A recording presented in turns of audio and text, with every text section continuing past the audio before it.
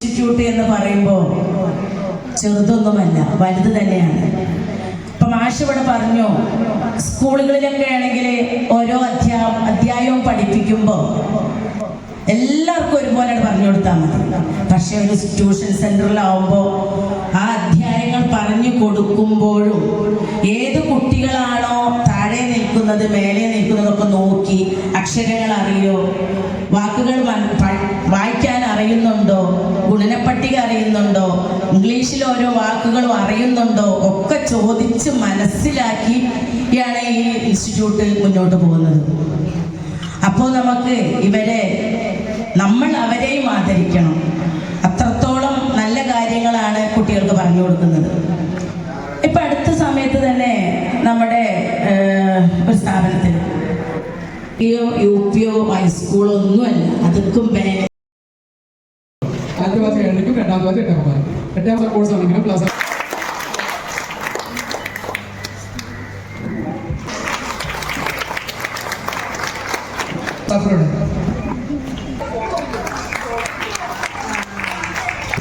സ്കൂളില് 3 സ്ഥാനം അല്ലേ?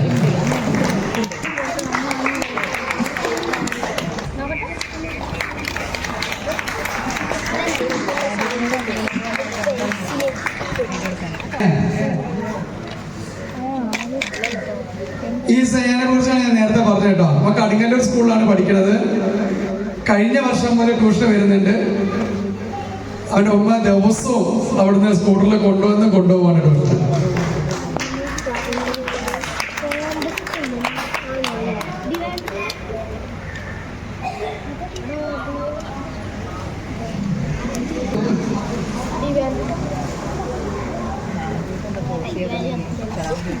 അതുൽ കൃഷ്ണ,